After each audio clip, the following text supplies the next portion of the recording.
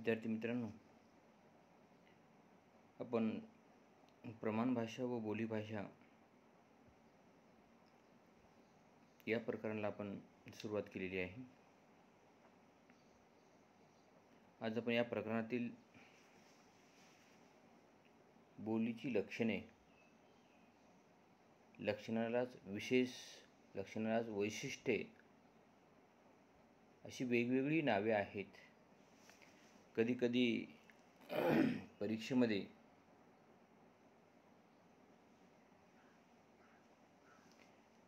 वेगवेगळे शब्द वापरून, शब्दांचा खेळ करून प्रश्न फिरवले जातात. त्यामुळे आपल्याला प्रत्येक घटकाला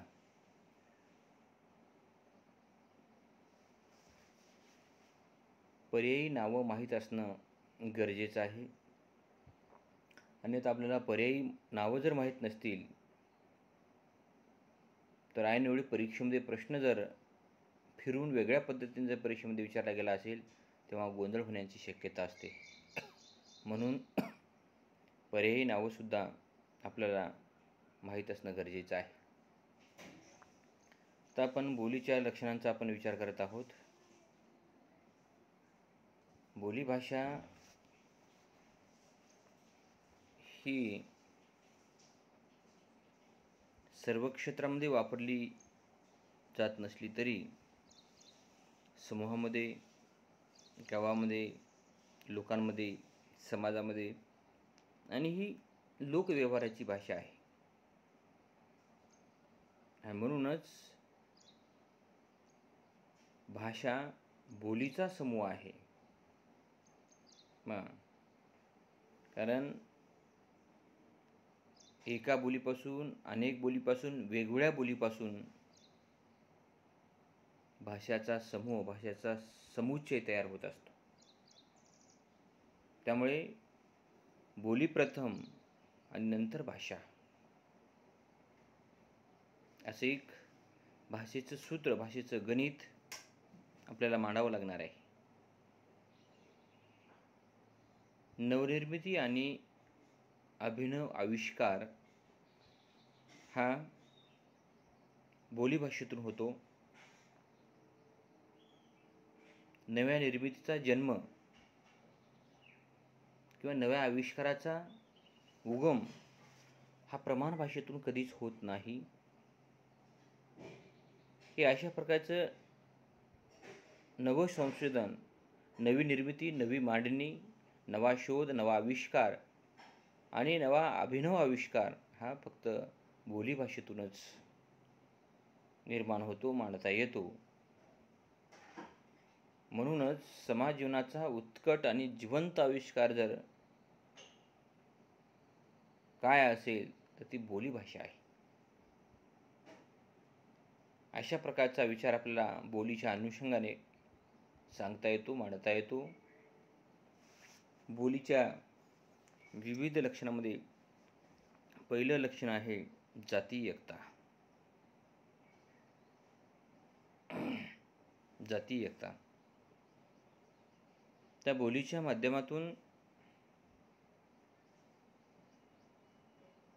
जी जातीय एकता आहे ती फक्त बोलीभाषेच्या माध्यमातूनच जातीय एकता निर्माण झालेली आहे.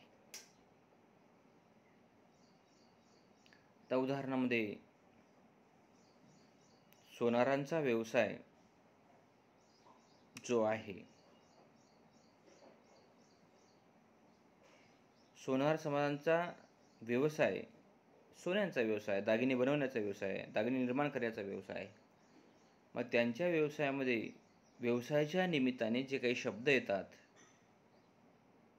ते विशिष्ट समाजाचे शब्द आहेत. जे फक्त सोनारांचा व्यवसाय करतात, लोहारांचा व्यवसाय करतात. तर लोहाराच्या व्यवसायामध्ये हातोडा आहे, घन आहे, भाता आहे. ही भाषा, ही जी बोली भाषा आहे ही दुसऱ्या समाजामध्ये पाहायला मिळत नाही, ऐकायला मिळत नाही, आपल्याला श्रवण सुद्धा करता येत नाही. यालाच म्हणतात जातीयकता. तर नावी समाज आहे. नावी समाज आयना आहे, वस्त्र आहे, धोटी आहे. ही जी बोलीचे शब्द आहेत, हे शब्द दुसरा समाज वापरत नाही, बोलत नाही. मग अशा प्रकारचा व्यवसाय, अशा प्रकारचा धंदा, अशा प्रकारचा उद्योग, उपक्रम करणाऱ्याच माणसाच्या बोलण्यामध्ये, दैनंदिन जगण्यामध्ये अशा प्रकारचे बोलीचे शब्द येतात. म्हणून जाती एकता, म्हणून जाती संघटन, जाती एकता अशा माध्यमातून निर्माण होते. दुसरं लक्षण आहे ऐतिहासिक समानता. ऐतिहासिक समानता आता लोकवाङ्मय घ्या, लोकवाङ्मयामध्ये ऐतिहासिक समानता आपल्याला पाहायला मिळते. आता ऐतिहासिक समानता कसं आहे, समजा हिंदू समाज आहे, हिंदू समाजाच्या रूढी, परंपरा, प्रथा, समजुती, चालीरीती या सर्व गोष्टी समान आहेत, सारख्या आहेत. ही जी समानता आहे, ही समानता आजपासूनची नाही, खूप दिवसापासून, खूप वर्षापासून या रूढी परंपरा प्रथेला खूप मोठा एक इतिहास आहे. म्हणून या सर्वांची बोलीभाषा ही एक आहे, सारखी आहे, समान आहे. बघा, हिंदू लोकांची जवळ बहुतांश लोकांची बोलीभाषा ही सारखीच आहे.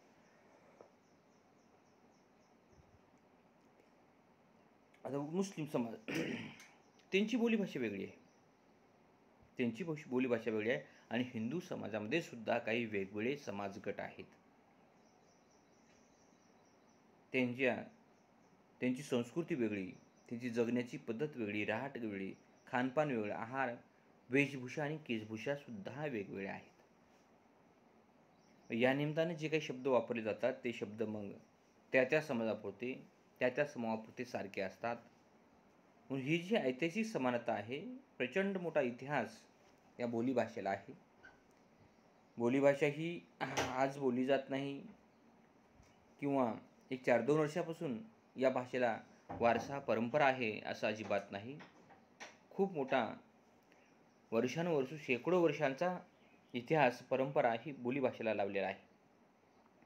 म्हणून बोलीभाषेचं पाळमुळ जर शोधायचं असेल तर इतिहासाचा आपला शोध घ्यावा लागेल, तरच त्या बोलीभाषेचा शोध तळ ढवळता येईल आणि त्या तळ ढवळता येईल. म्हणून ऐतिहासिक समानता या बऱ्याच बाबतीमध्ये, रूढी, प्रथा, परंपरा, लोकभ्रम, समजुती या बाबतीमध्ये समानता आपल्याला पाहायला मिळते.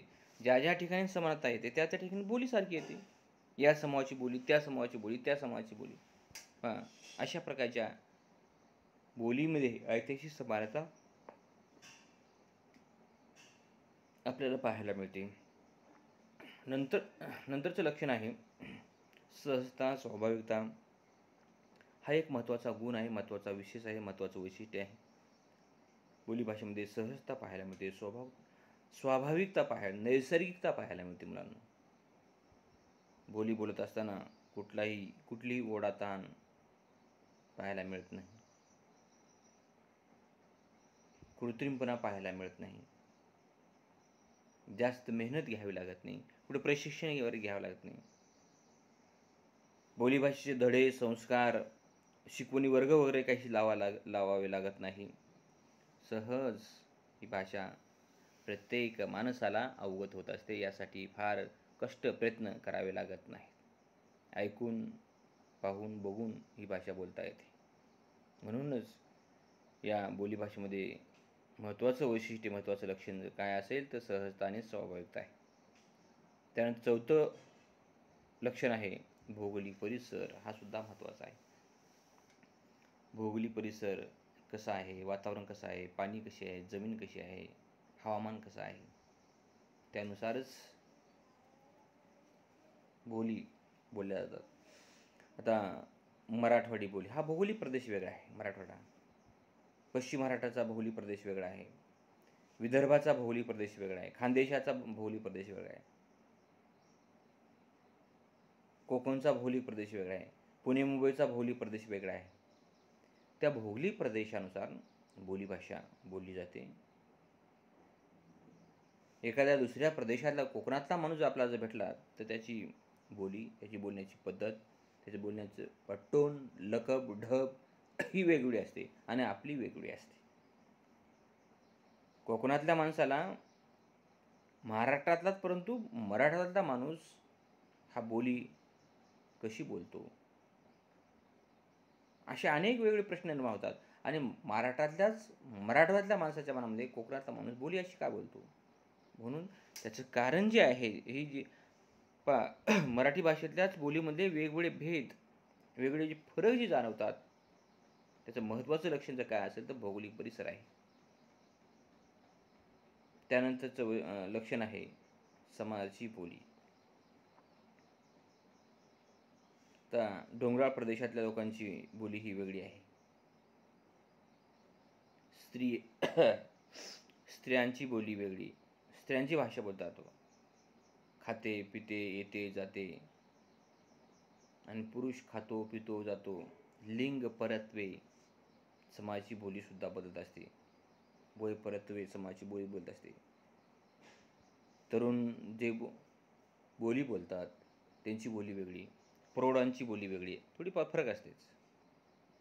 आणि वृद्ध लोकांची बोली वेगळी, त्यांचं बोलणं, त्यांचा आवाज, त्यांचे उच्चार, त्यांची अभिव्यक्ती, या सर्व गोष्टी वेगळ्या असतात समाजाच्या बोलीमध्ये सुद्धा. आणि त्यातूनच या अशा प्रकारचे वेगळे विशेष तयार होतात. त्यानंतर पुढचं वैशिष्ट्य आहे व्यक्तिविशिष्टता. बरोबर आहे. तर मराठवाडी बोलीमध्ये सुद्धा सर्वांची मराठवाडी बोली आहे, पण या मराठवाड्यातला प्रत्येक माणूस नांदेड जिल्ह्यातला, परभणी जिल्ह्यातला, लातूर जिल्ह्यातला, हिंगोली जिल्ह्यातला, जालना जिल्ह्यातला, उस्मानाबाद, औरंगाबाद या प्रत्येक जिल्ह्यातला माणूस ह्या मराठवाडी बोली सारखीच बोलतो असं नाही. कारण या बोलीमध्ये सुद्धा व्यक्तिविशिष्टता आहे. म्हणून आपण म्हणतो व्यक्ती तितक्या प्रवृत्ती, जितक्या व्यक्ती तितक्या प्रवृत्ती. व्यक्ती तितक्या प्रवृत्ती आहेत. भाषा जरी एक असली तरी माणसं भिन्न भिन्न आहेत. माणसं भिन्न भिन्न आहेत. त्यामुळे मराठवाड्या बोलीमध्ये सुद्धा प्रत्येक माणूस सारखी बोली बोलू शकत नाही. बोलण्याची लकब वेगळी असते, शैली वेगळी असते. आवाजावरून, शैलीवरून आपण ओळखतो हा माणूस लातूरचा आहे बरं का, हा माणूस नांदेडचा आहे बरं का, हा माणूस पुण्याचा आहे बरं का. म्हणून व्यक्तिविशिष्टता आहे.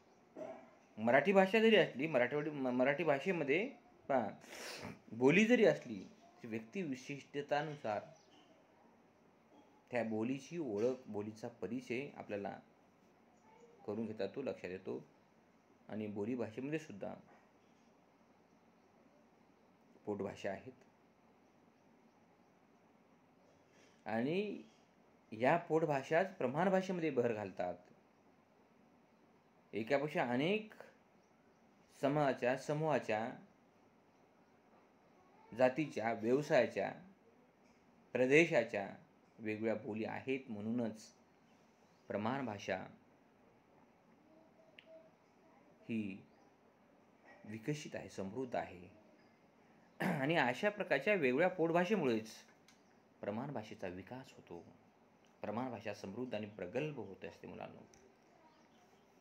या वेगवेगळ्या बोली, वेगवेगळ्या पोटभाषा ही वेगवेगळी झरे आहेत. आणि ही झरे सगळे प्रमाण भाषेला जाऊन मिळतात.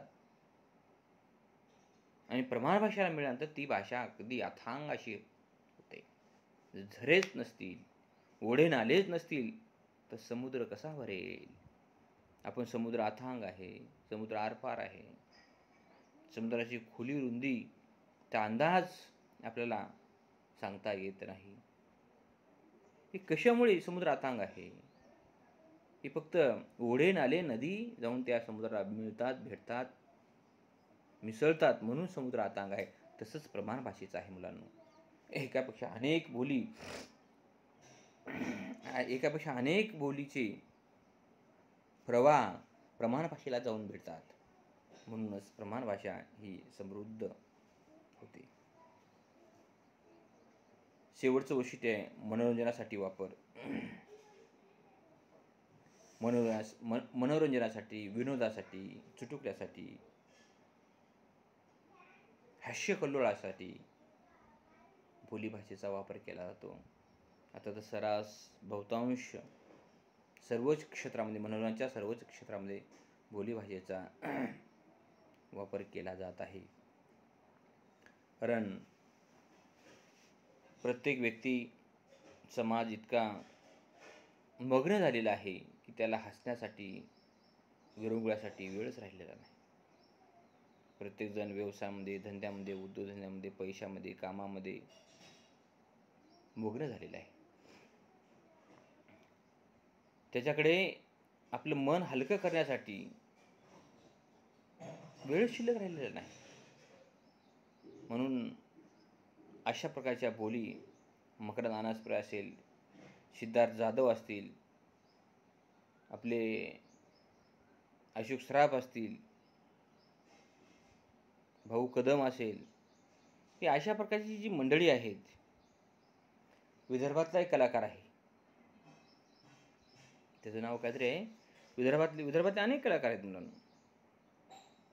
चला हवा येऊ द्याचा कार्यक्रम असेल, यामध्ये प्युअर शुद्ध अस्खलित बोलीभाषेचा वापर केला जातो.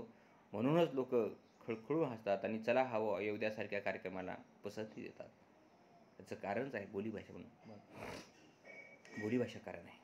अशा प्रकारची आपण जवळपास 7 वैशिष्ट्यांचा, 7 लक्षणांचा या ठिकाणी आपण विचार केलेला आहे.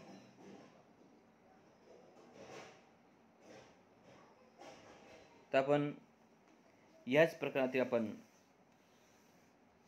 पुढच्या घटकाचा, नवीन घटकाचा आपण विचार करत आहोत. तो घटक आहे बोली भाषा व प्रमाण भाषा येथील अनुबंध. बोलीभाषा व प्रमाण भाषा येथील अनुबंध किंवा परस्पर संबंध.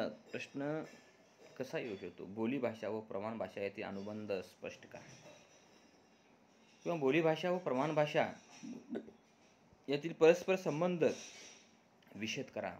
अनुबंध आणि परस्पर संबंध दोन्ही शब्द समानार्थी आहेत, एकाच अर्थाचे आहेत.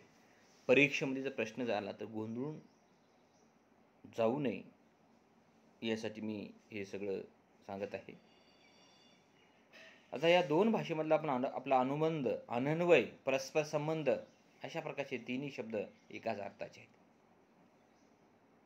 तर बोली प्रमाण भाषेची साधर्म्याप्रमाणे वैधर्मी सांगते. बोलीभाषा आणि प्रमाण भाषा या दोन्ही भाषेमध्ये काही प्रमाणामध्ये, काही अंशी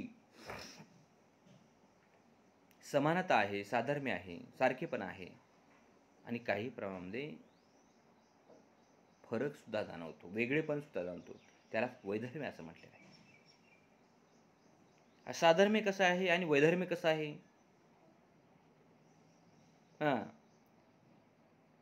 बोलण्यामध्ये काही अंश साधर्म्य आहे आणि लिहिण्यामध्ये सुद्धा काही अंशी साधर्म्य आहे, आणि दोन्हीमध्ये फरक सुद्धा आहे. यातला पुढचा घटक आहे बोलीतूनच प्रमाण भाषेचे क्षेत्र विस्तृत होते. बोलीभाषेतूनच प्रमाण भाषेचे क्षेत्र विस्तृत होते. याचाच अर्थ बोली जर संपली तर प्रमाण भाषा विकसित होत नाही. प्रमाण भाषेचा जे दिंडोरा किंवा डोलारा, झेंडा जे आपण काही लोक जे मिरवतात, आम्ही प्रमाण भाषा बोलतो, आम्ही प्रमाण भाषेमध्ये लिहितो, हे सगळं खरं जरी असलं तरी भाषेची मदार, भाषेचा पाया, भाषेचं जर फाउंडेशन जर काय असेल, बेस जर काय असेल, तर बोली भाषा आहे मुलांना. हे लक्षात असू द्या. बोली भाषेवरच प्रमाण भाषेची इमारत उभी टाकते, उभी आहे. प्रमाण भाषेचा जो पताका जे आपण फडकवतो, फडकावला जातो, ते फक्त बोलीभाषेवर अवलंबून आहे. याचाच अर्थ प्रमाण भाषेचा कणा हा बोलीभाषा आहे. म्हणून बोलीतूनच प्रमाण भाषेचं क्षेत्र विस्तृत होत जाते. पुढचा मुद्दा, प्रमाण भाषा सीमावर्ती बोलींना सामावून घेते. प्रमाण भाषा सीमावर्ती बोलींना सामावून घेते. आपली जी मराठी भाषा आहे, प्रमाण भाषा आहे, ती प्रचंड सहनशील आहे. प्रचंड सहनशील आहे. दुसऱ्या भाषेतले शब्द जर आपल्या भाषेमध्ये आले, वावरत असतील, फिरत असतील, त्याचा वापर होत असेल, तर ती काही म्हणत नाही. निमूटपणे, शांतपणे, संयमाने, संयतपणे वेगवेगळ्या भाषेतले शब्द ती स्वीकारते आणि ती आपलंसं करून घेते. ही दुसरी भाषा आहे, ही परकीय भाषा आहे, दुसऱ्या राज्यातली भाषा आहे, ही आपली नाही असा दुजाभाव कधीच करत नाही. म्हणून प्रमाण भाषा सीमावर्ती बोलींना सामावून घेते. आता आपला जो महाराष्ट्र आहे, आपल्या महाराष्ट्राची मराठी भाषा आहे. तर महाराष्ट्राला अनेक राज्याच्या सीमा आहेत. शेजारी कर्नाटक आहे, आंध्र आहे, छत्तीसगड आहे. त्या राज्यातली माणसं आपल्या राज्यात येतात, आपल्या राज्यातली माणसं त्या राज्यात जातात आणि व्यवहार सुद्धा होतो. रोटीपेटीचा व्यवहार आहे, जगण्याचा व्यवहार आहे, सर्वच बाबतीत व्यवहार होतो. त्यामुळे शब्द सहजपणे त्या भाषेतले आपल्या भाषेत येतात, आपल्या भाषेत त्या भाषेत जातात आणि सर्वच भाषांना, सर्वच बोलींना सामावून घेणारी आपली मराठी भाषा आहे, प्रमाण भाषा आहे. म्हणून प्रमाण भाषा सीमावर्ती बोलींना सामावून घेते. आता सीमावर्ती भाग अनेक गावं आहेत, अनेक गावं आहेत. कर्नाटक आहेत, आंध्र प्रदेश आहे, छत्तीसगड आहे. अनेक सीमावर्ती बोली एकमेकात घुसले जातात. प्रमाण भाषा लिपिबद्ध असते आणि बहुतांश बोलींना लिपी नसते. प्रमाण भाषा लिपिबद्ध असते. आपली मराठी भाषेची लिपी कोणती? देवनागरी लिपी आहे. म्हणून प्रमाण भाषा ही लिपिबद्ध असते आणि बहुतांश बोलीला लिपीच नसते. ऐक्यू बोली जाते, मौखिक बोली जाते. मौखिकता याचा महत्त्वाचा गुणविशेष आहे बोलीचा, सर्वच बोलींचा. म्हणून प्रमाण भाषेतील लुप्त शब्द, बरेच शब्द प्रमाण भाषेमध्ये लुप्त होतात, नाहीसे होतात, काळाच्या ओघामध्ये नष्ट सुद्धा होतात, लोप सुद्धा पावतात. तो शब्द बोली भाषेमध्ये आपल्याला पाहायला मिळतो, सुरक्षित बघायला सुद्धा मिळतो. प्रमाण भाषेतील लुप्त शब्द बोलीत सुरक्षित असतात. बोलीतले शब्द कधीच नष्ट होत नाहीत. कोणताही शब्द घ्या, कधीच नष्ट होत नाही. कारण बोली भाषा ही लोकव्यवहाराची भाषा आहे, दैनंदिन गरजेची भाषा आहे, संवादाची भाषा आहे. ते नेहमी शब्द वापरले जातात. त्यामुळे जी भाषा अधिकाधिक प्रमाणात वापरली जाते, दररोज वापरली जाते, दैनंदिन स्वरूपात वापरली जाते, ती भाषा, त्या भाषेतले शब्द कधीच नष्ट होत नाहीत. तर प्रमाण भाषा बोलणारे, लिहिणारे किती माणसं आहेत? थोडीफार माणसं आहेत. सर्वांनाच प्रमाण भाषा बोलता येत नाही आणि प्रमाण भाषा लिहिता सुद्धा येत नाही.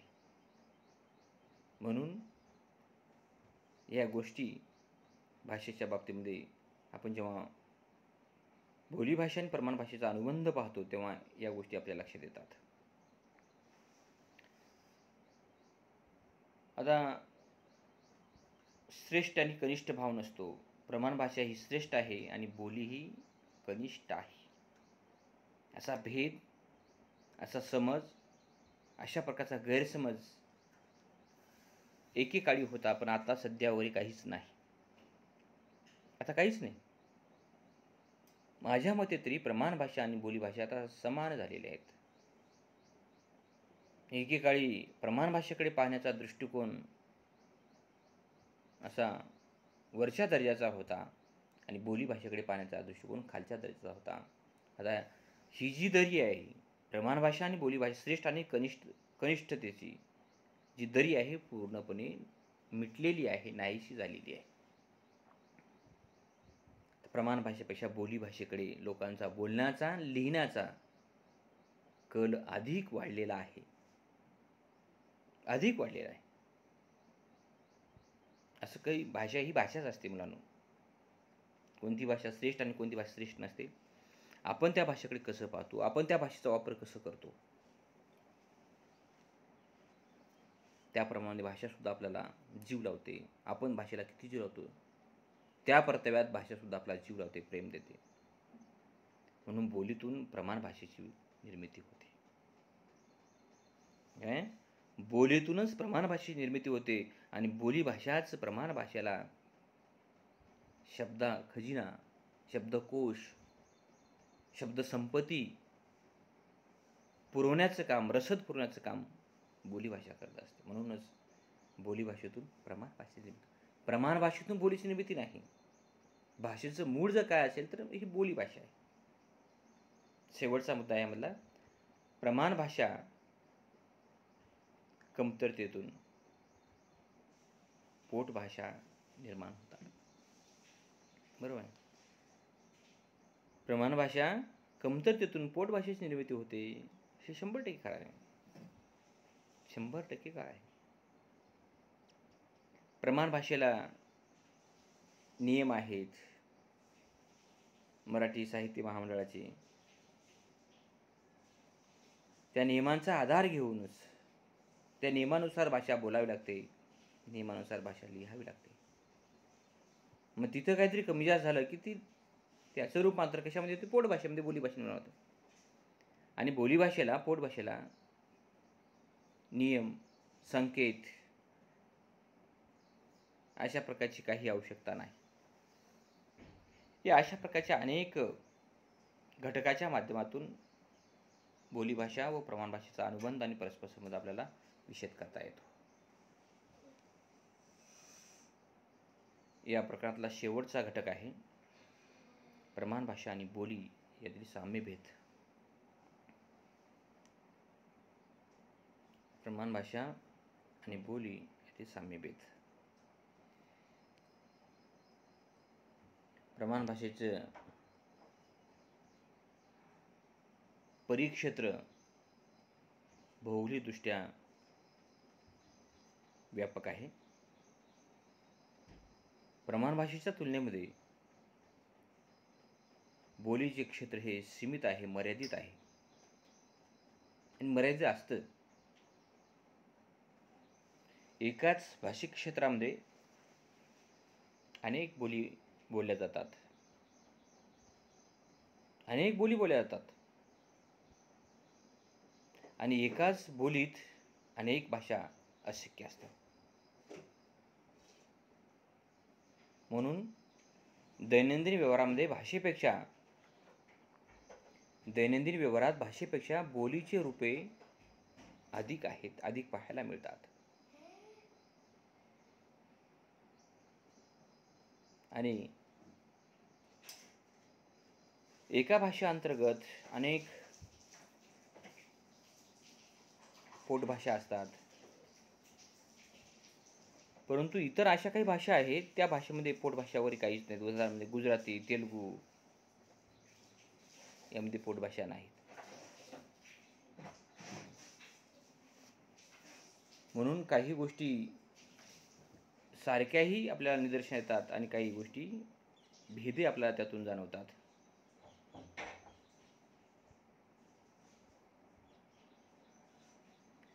प्रमाण भाषा एकरूप असते, सारखी असते. राजकीय क्षेत्र घ्या, शासनाचा व्यवहार घ्या, प्रशासनात जा, प्रशासनात व्यवहार घ्या, प्रशासनाची कामकाजी पद्धत घ्या, न्यायालयाची भाषा घ्या, ग्रंथाची भाषा घ्या, अध्यापनाची भाषा घ्या, शैक्षणिक घ्या, या सर्व क्षेत्रामध्ये प्रमाण भाषा ही सारखीच बोलली जाते, सारखीच लिहिली जाते. तर प्रमाण भाषेच्या तुलनेमध्ये बोली संवादावर आधारित ही एकरूप नसते. प्रत्येक व्यक्तीचे संवाद हे वेगवेगळे असतात. प्रत्येक व्यक्तीचे बोलणं वेगळं असते, लिहिणं वेगळं असते, अभिव्यक्ती वेगळी असते.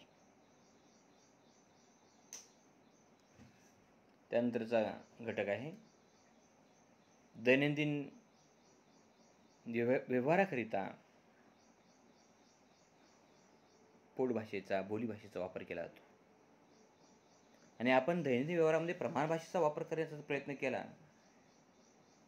ते व्यावहारिक माणसाला, व्यावसायिक माणसाला, दुकानदार माणसाला ती भाषा कळणार सुद्धा नाही. हा माणूस आपल्या इथला आहे, आपल्या प्रदेशातला आहे, प्रांतातला आहे, की बाहेरून कुठून दुसऱ्या प्रदेशातून आलेला आहे,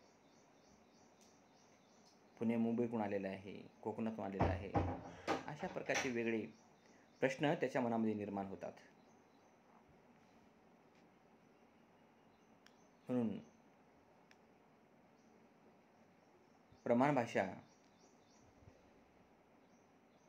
शासन व्यवहार, मी आता शिक्षण, वाङ्मय, ग्रंथलेखन इत्यादीच्या क्षेत्रामध्ये प्रमाण भाषा वापरली जाते. आता उदाहरणामध्ये शंकर पाटील आहेत, रारम बोराडे आहेत, व्यंकटेश माडगूळकर आहेत, आनंद यादव आहेत, इत्यादी साहित्यिक आपल्या प्रमाण भाषेच्या माध्यमातूनच साहित्याच्या क्षेत्रामध्ये त्यांनी वापरही केलेला आहे.